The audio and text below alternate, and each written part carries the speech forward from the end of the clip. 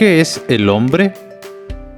Por R.J. Rushdoony, del libro Rebelión contra la madurez, relatado por José Sáez.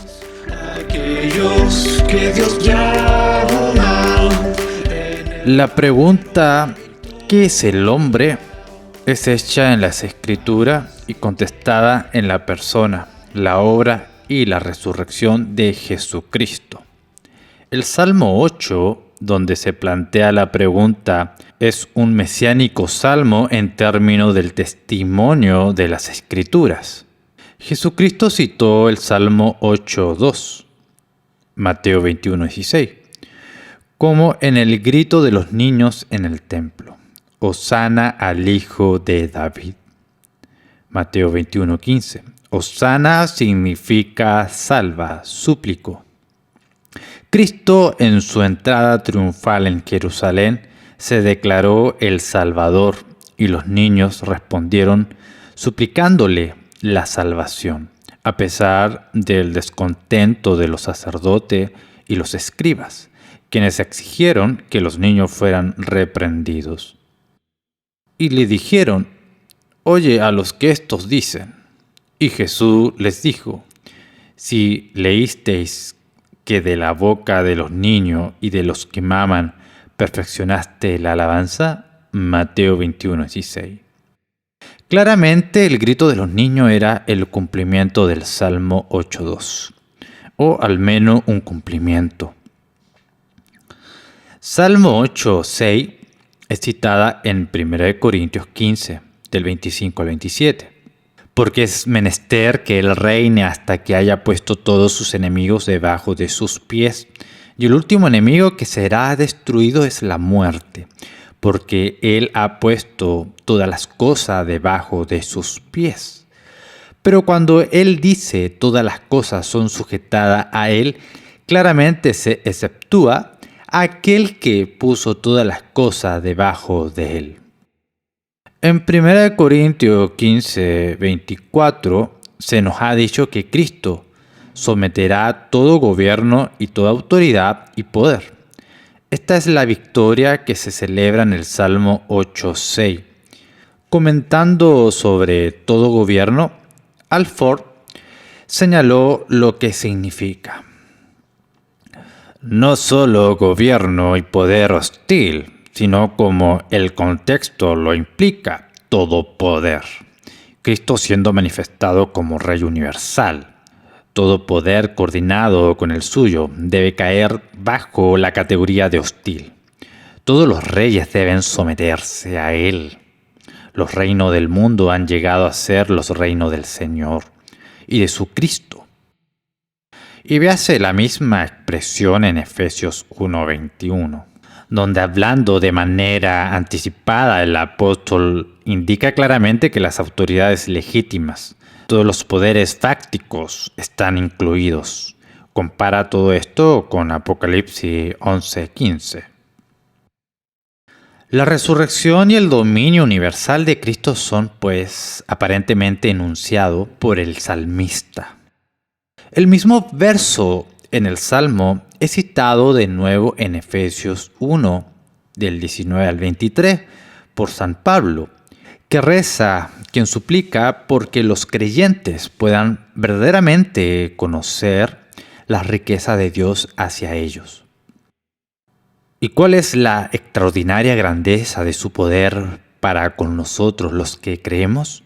Según la operación de su gran poder, la cual operó en Cristo, resucitándole de los muertos y sentándole a su diestra en los lugares celestiales, sobre todo principado y autoridad y poder y la fuerza y señorío y sobre todo nombre que se nombra, no solo en este mundo, sino también en lo que ha de venir. Y sometió todas las cosas bajo sus pies, y lo dio por cabeza sobre todas las cosas a la Iglesia, la cual es su cuerpo, la plenitud de aquel que todo lo llena en todo. Para citar nuevamente Alford, la resurrección de Cristo no fue un mero acto corporal. las arras de nuestra resurrección corporal, sino que fue un acto espiritual, el nacimiento de su humanidad, que es la nuestra, que consta de cuerpo y alma, de la debilidad a la gloria, de la maldición al triunfo final. En Hebreo 2, del 5 al 9, tenemos de nuevo las citas de este salmo. Porque no sujetó a los ángeles el mundo venidero, acerca del cual estamos hablando. Pero alguien testificó en cierto lugar diciendo, ¿qué es el hombre para que te acuerdes de él? ¿O el hijo del hombre para que lo visites? Le hiciste un poco menor que los ángeles, le coronaste de gloria y de honra, y le pusiste sobre las obras de tus manos. Todo lo sujetaste bajo sus pies. Porque en cuanto le sujetó todas las cosas, nada dejó que no sea sujeto a él. Pero todavía no vemos que todas las cosas le sean sujetas, pero vemos a aquel que fue hecho un poco menor que los ángeles, a Jesús, coronado de gloria y de honra, a causa del padecimiento de la muerte, para que por la gracia de Dios gustase la muerte por todos.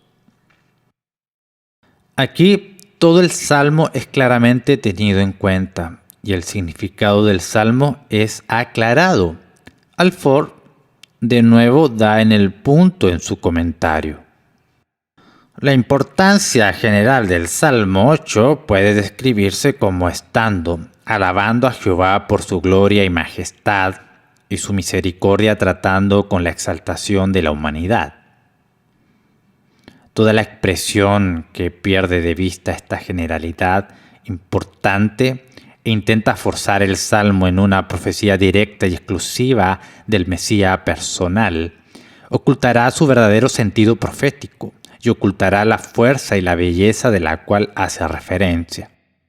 Esto se ha sido hecho por Bleck y otros, que han hecho del Hijo del Hombre aquí un título directo de Cristo. Es acerca del hombre de quien se habla en el Salmo, en el sentido común y más general, del cuidado que Dios tiene de él, del señorío dado a él, el sometimiento a él de las obras de Dios. Esta alta dignidad que él había perdido, pero esta alta dignidad que él ha recuperado y que posee potencialmente en toda su plenitud y gloria restaurada y por siempre asegurada para él. ¿Cómo? ¿Y por quién? Por uno de su propia raza, el hombre, Cristo Jesús. Cualquiera que sean las cosas altas y gloriosas que se pueden decir del hombre, pertenece por derecho propio solo a él, en la persona propia de él solamente, pero por derivación a nosotros sus hermanos y miembros. Y esta es la gran clave para la interpretación de todos los dichos como estos. Todo lo que le pertenece al hombre por la constitución de su naturaleza, le pertenece superlativamente a ese hombre, que es la cabeza constituida de la naturaleza del hombre, el segundo Adán, el cual ha recuperado todo lo que el primer Adán perdió. Para aquellos que clara y firmemente se aferran y se sostienen de esta doctrina fundamental del cristianismo, la interpretación de la profecía antigua y del Nuevo Testamento, la aplicación del Antiguo Testamento y los dichos de Cristo han llegado a ser un asunto más simple de lo que son para otros. Y así, aquí es el hombre, no a los ángeles, a quienes el mundo venidero les es sometido. Este es el argumento, y en tanto que en el versículo 8 se refiere al hombre. Propiamente hablando, todavía no hay aquí referencia personal a nuestro Señor, quien es por primera vez presentado, y en su nombre más humano, personal, más bajo, en el versículo 9. Esto no se ha reconocido. y así la confusión introducida en el argumento por la mayoría de los comentaristas. La pregunta ¿qué es el hombre? Se refiere a la debilidad del hombre y a su bajeza. Sin embargo, Dios es consciente de él y le da una vocación exaltada. De acuerdo con Alexander, en el Salmo 8, nosotros tenemos aquí, por lo tanto, una descripción de la dignidad de la naturaleza del ser humano, como lo era al principio y como ha de ser restaurada en Cristo, a quien los términos descriptivos, por tanto, se deben aplicar sin acomodaciones forzadas o caprichosas, por un lado, y por otro lado, sin negar la composición primaria o por otro, la genérica. No debemos olvidar que el Salmo comienza declarando que el nombre de Dios es majestuoso y exaltado por encima de todas las cosas. Solamente Dios es la única fuente de toda la gloria de la creación y solo Él, cuya majestuosidad refleja la gloria de Dios y de su nombre. Los ataques sobre el nombre y el honor de Dios por los hombres perversos son fácilmente silenciados por el clamor de los niños. No porque ningún poder reside en los niños, sino por el nombre de Dios y por ser silenciado todos los enemigos, finalmente, y por su verdad ineludible. Si la alabanza de los niños pueden inquietar al enemigo, ¿cuánto más las palabras de los sabios? Leopold tradujo el versículo 2 de este modo. De la boca de los bebés, incluso los niños, estableció una fuerza a causa de tus enemigos, para inmovilizar a todos los enemigos y a toda persona vengativa. El hombre fue llamado a un destino glorioso en Adán por la gracia soberana de Dios. Por su caída, el hombre destruyó ese llamado e hizo del pecado y la muerte su destino. Jesucristo, como verdadero hombre, restauró al hombre a su destino y naturaleza original. Por otra parte, en palabra de Alford, Jesucristo, el segundo Adán, ha recuperado más de todo lo que el primer Adán perdió.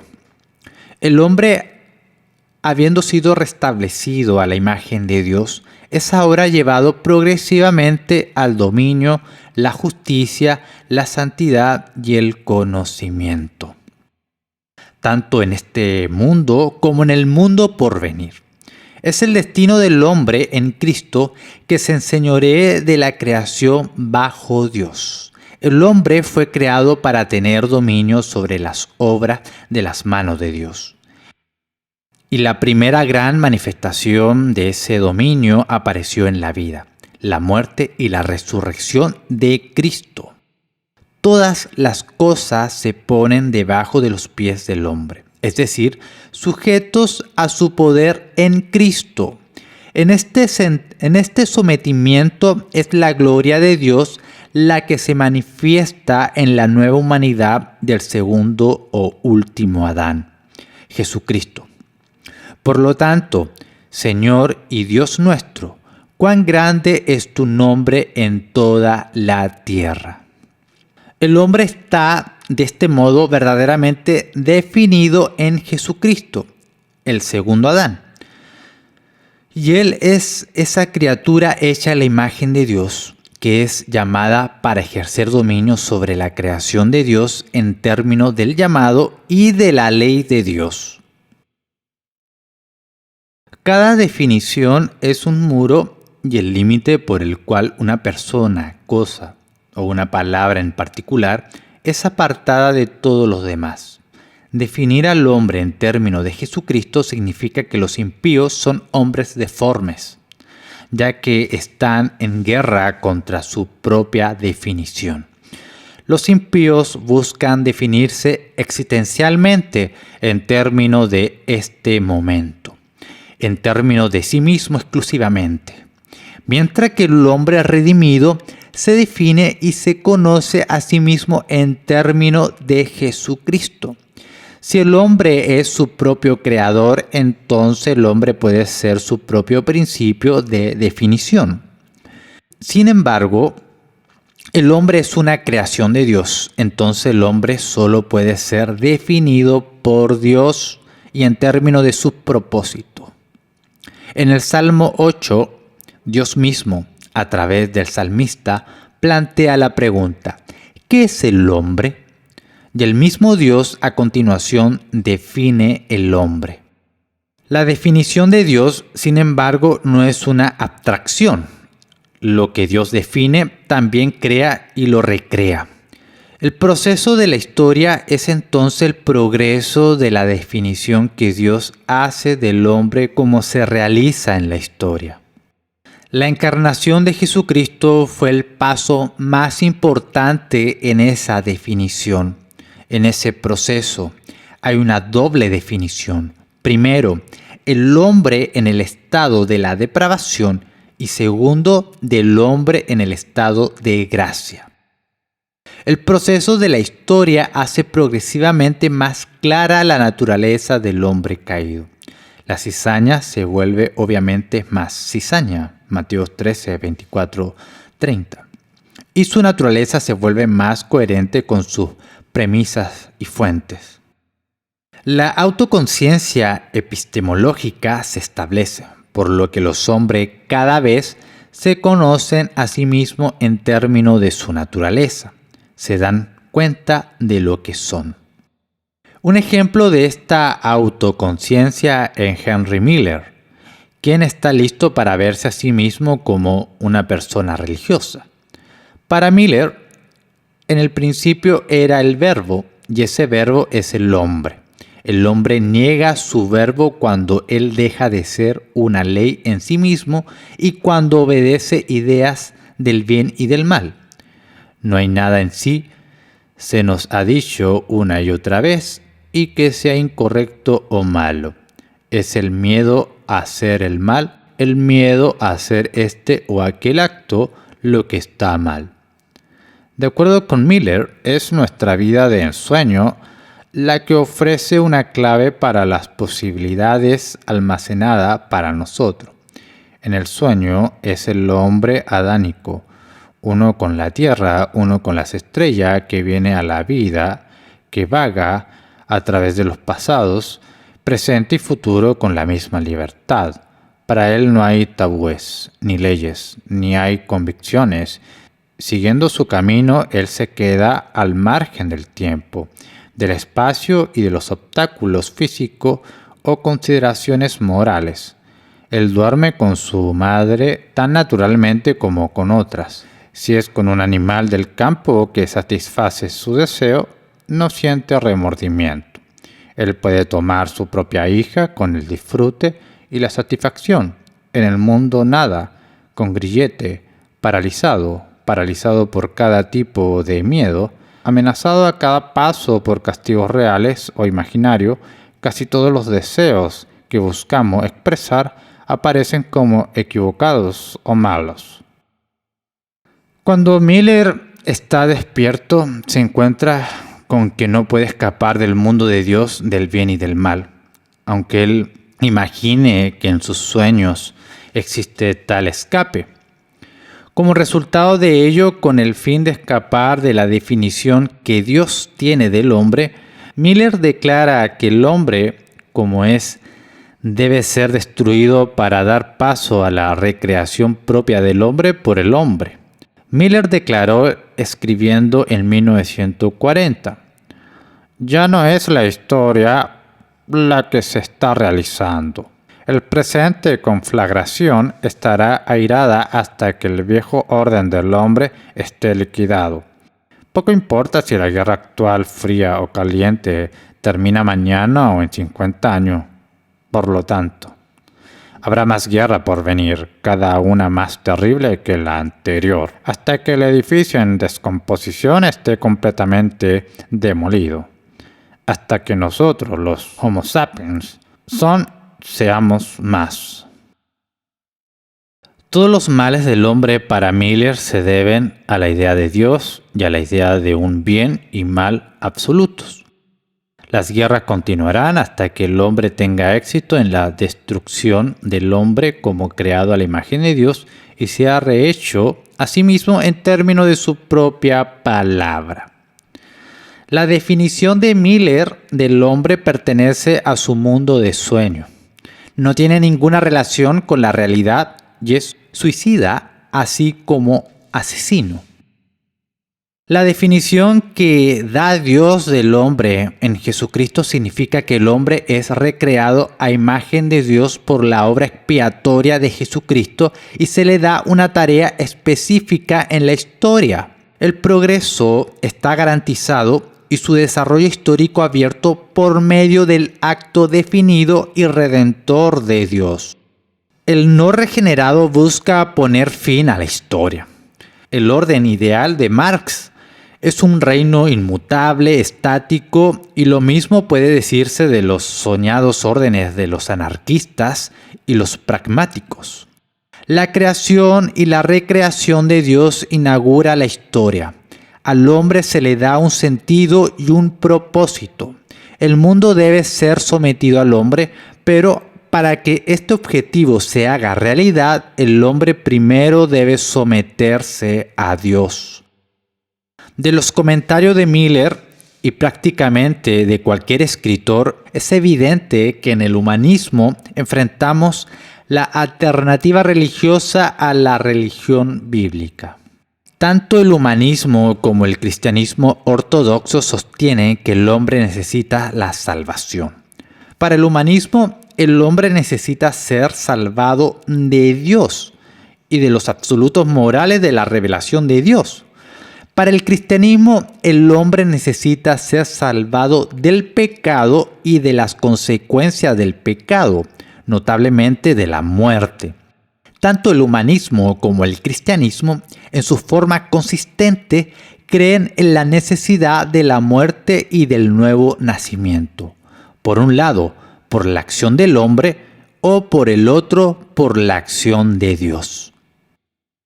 El renacimiento del humanismo es invariablemente el fin de la historia del mundo, en la que no es posible avanzar, porque el hombre, como su propio Dios, no puede ser mejorado, ya que el mismo hombre es su última norma.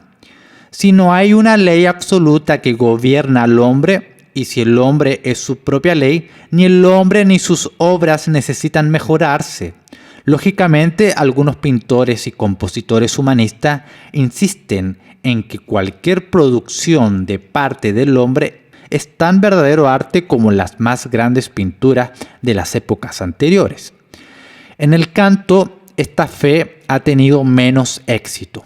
El croar de los cantantes incompetentes aún no han ganado ascendencia sobre la hermosa voz entrenada.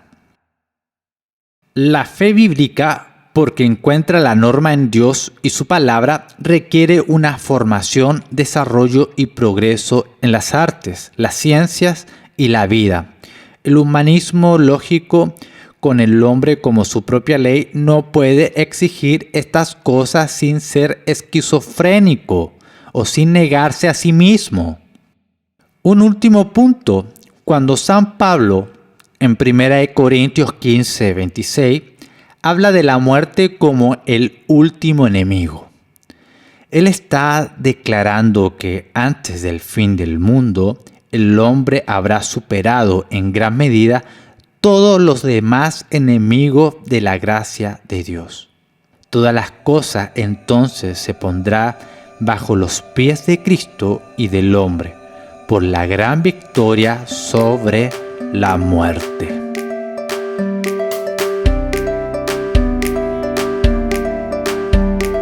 Las puertas del paraíso están abiertas para aquellos que Dios llama.